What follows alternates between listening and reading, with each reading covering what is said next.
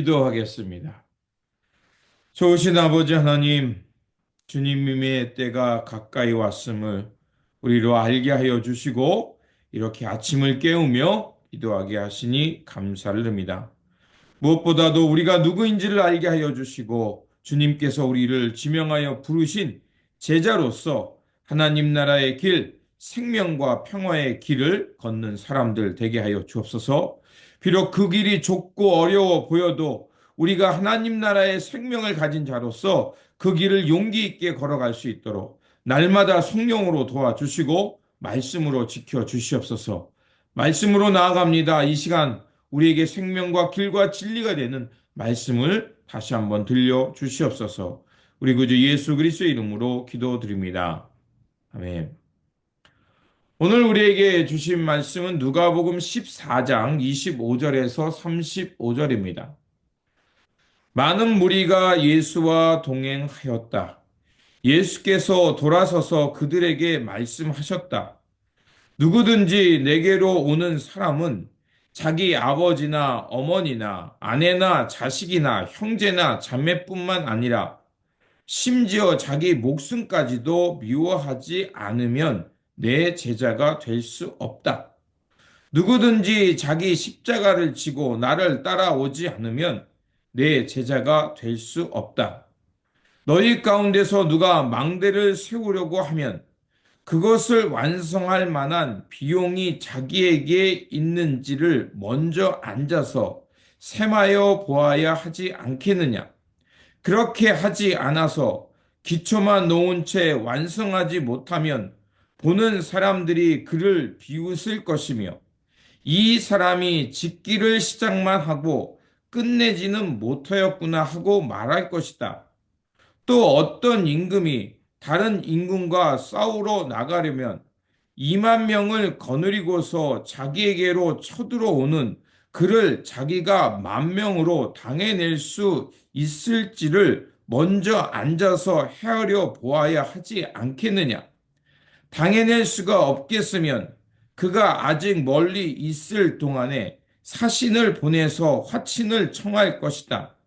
그러므로 이와 같이 너희 가운데서 누구라도 자기 소유를 다 버리지 않으면 내 제자가 될 수 없다. 소금은 좋은 것이다. 그러나 소금이 짠맛을 잃으면 무엇으로 그것을 짜게 하겠느냐? 또는 무엇으로 그 짠맛을 회복할 수 있겠느냐? 또는 무엇으로 짠맛을 나게 하겠느냐? 그것은 땅에도 거름에도 쓸데가 없어서 밖에 내버린다. 들을 귀가 있는 사람은 들어라. 아멘. 오늘 본문 말씀은 제자의 길에 대해서 말씀해 주시는 본문입니다. 주님께서 안식일에 바리새인의 지도자의 촉대를 받게 됩니다. 그리고 그 집에 들어가셔서 식사를 하게 됩니다. 그런데 그 자리에 수종병에 걸린 사람이 있었습니다. 아마도 이것은 주님을 함정에 빠뜨릴 계획 가운데 그 사람을 그 자리에 있게 한 것이었습니다. 하필 그 안식일에 이렇게 수종병에 걸린 사람이 예수님의 그 식사 자리에 있으니까 당연히 예수님은 그 사람을 고칠 거라는 것을 바리새인들이 예측하고 있었던 겁니다. 그때 예수님께서는 함께 앉아 있는 율법 교사들과 바리새인들에게 질문을 던집니다. 안식일에 병을 고쳐주고 또 질병이나 또 죽게 된 사람을 고쳐주는 것이 합당하냐 합당하지 않냐고 물으십니다. 모세의 율법에는 사람의 병을 고쳐주지 말라는 규정은 없습니다. 그런데 그들이 자랑하던 율법과 전통에 의해서 그들은 이제 선뜻 대답할 수가 없었던 겁니다. 그들은 율법을 오도했고 율법을 하나님께서 그들에게 주신 목적을 왜곡했기에 선뜻 예수님의 질문에 대답할 수 없었던 겁니다. 자, 그들이 대답하지 못하고 침묵하자 예수님은 안식일의 참된 의미는 그 말씀을 가지고 사람들을 살리고 병을 고쳐주어야지 사람들을 얽매이고 죽음으로 내몰고 그들을 내쫓는 것이야말로 잘못된 것임을 알려주시면서 이제 그 사람의 병을 고쳐 주십니다. 하나님께서 우리에게 말씀과 율법 또 여러 가지 그 깨달음을 주신 것은 사람을 살리고 그러므로 하나님 앞에서 거룩하게 살아가도록 하기 위함이었지. 사람들을 더 병들게 하고 억압하고 그 내모는 것이 아님을 우리는 깨달아야 할 것입니다. 그래서 예수님께서는 서로 눈치만 보면서 높은 자리를 차지했던 바리새인들과 율법 교사를 비판하시면서 혼인잔치에 초대를 받거든 높은 자리에 앉지 말고 도리어 낮은 자리 끝자리에 앉으라고 말씀하십니다. 우리가 세상으로부터 또 여러 가지로부터 지식과 권위와 지혜를 얻었다면 그것을 가지고 스스로를 높이는 것에 쓰지 말고 오히려 그렇게 스스로를 높이는 것에 자기의 지식과 무엇인가를 자랑하는 것이야말로 수치스러운 것이 되고 오늘 우리에게 하나님께서 주신 특별한 것, 은사, 지혜, 깨달음, 여러 가지 권위를 가지고 이제 사람들을 섬기고 사람들을 돌보는 그 끝자리로 가는 것이야말로 하나님께서 인정하시는 삶이요 하나님께서 높여주시는 삶임을 우리에게 가르쳐주고 있습니다. 그 후 이제 사람들을 초대하는 그 잔치를 배설할 때 사람들이 나에게 되갚을 수 있는 부자에게 그 잔치를 배설하지 말고 나에게 아무것도 갚을 수 없는 가난한 자, 어려운 자를 향해 그들을 초청하여 그들을 배불리 먹이라고 말씀합니다. 그 이유는 무엇입니까?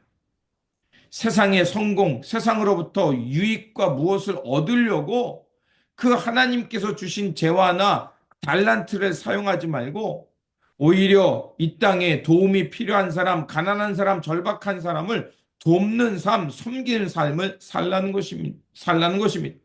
이것이야말로 하늘의 보화를 쌓는 것이며 하나님이 은밀히 보시며 그의 삶을 보상해 주시는 삶이라고 말해주고 있습니다.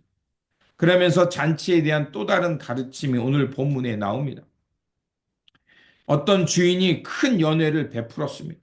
그리고 많은 사람들을 미리 초청장을 보내서 청했고 잔칫날이 됐으니 오라고 청했습니다. 그런데 어찌된 일인지 그들이 이미 청함을 받았음에도 불구하고 그 잔치에 여러 핑계를 대며 청함을 거절합니다. 내가 소를 샀다, 내가 장가 갔다, 여러 가지 세상적 자기의 유익을 위한 핑계를 대면서 결국 주인의 혼인 잔치에 참여하지 않은 겁니다. 그래서 주인은 화가 나서 종들에게 말하여 길거리와 골목에 가서 가난한 자, 몸이 불편한 자, 앞을 보지 못하는 자, 저는 자를 다 데려와 혼인 잔치에 손님으로 가득 채우라고 말합니다. 이 비유가 말하는 것은 무엇이겠습니까?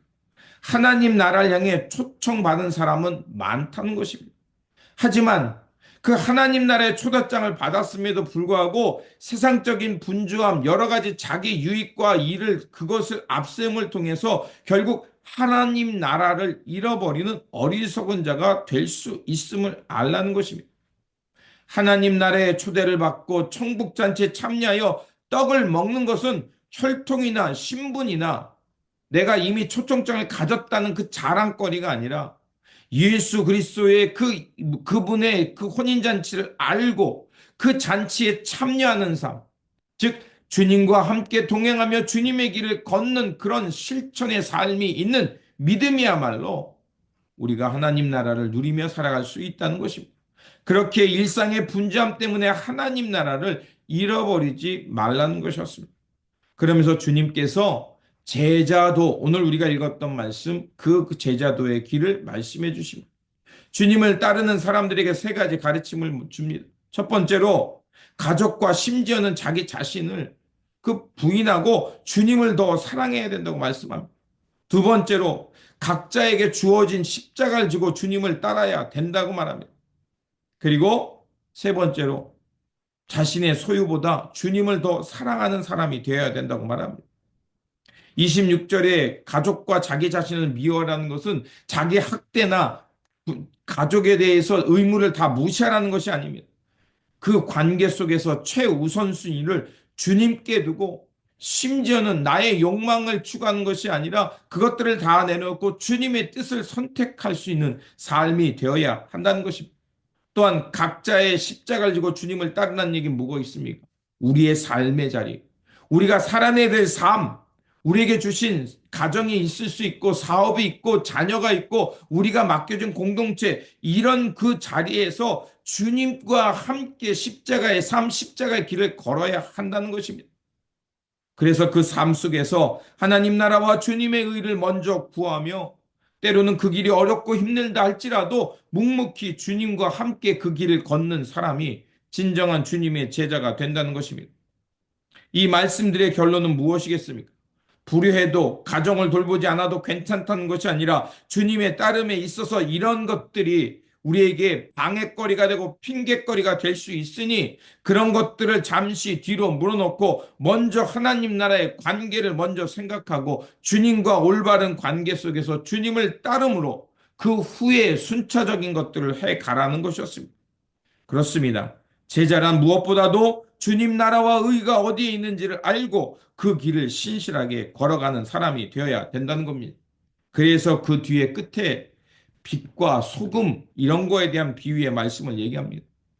빛난다고 해서 다 금이 아니듯이고 소금이라고 해서 다 짠맛을 내는 것이 아니라는 것입니다. 제자로서 또 내가 주님의 길을 알고 따르기로 결단했다면 제자답게 사명을 잘 감당하며 살라는 것입니다. 제자로 지명받았고 주님을 따르겠다고 결단했는데 제자답지 못하게 행동하고 먼저 주님 나라와 의를 구지 않고 여전히 세속적이고 세상적인 더 욕망을 추구한다면 그것이야말로 맛을 잃은 소금과 같다는 것입니다. 그거는 아무 쓸모가 없습니다. 걸음도 되지 못하기에 결국 길가에 버려서 사람들에게 밟힐 뿐이라고 주님은 우리에게 말해주고 있습니다.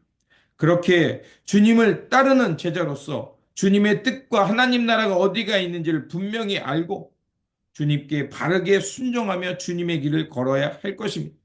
그러므로 오늘도 우리에게 주어진 이 삶의 자리, 오늘이란 이 시간 속에서 주님의 말씀과 지혜를 통해서 하나님의 뜻을 바르게 깨닫고 주님과 또 주님의 뜻에 바르게 순종하면서 주님의 발자취를 따라 바르게 살아가는 그 길을 따라가는 하나님의 사람들 예수 그리스도의 신실한 제자들 되시기를 주님의 이름으로 축원드립니다. 기도하겠습니다. 천국의 기쁨을 주시고 하나님 나라의 삶을 살아갈 수 있도록 우리를 제자로 불러주시니 감사를 드립니다. 우리가 주님의 신실한 제자로 지명받았고 부름받았사오니 이제는 주님의 온전한 제자로서 세상의 분주함으로 사명에 핑계치 말게 하시고 주님의 부르심을 알고 바르게 순종하면서 이 땅에 하나님 나라를 드러내는 빛과 소금 되어 살아가는 주님의 신실한 제자들 되게 하여 주옵소서. 우리 구주 예수 그리스도의 이름으로 기도드립니다. 아멘.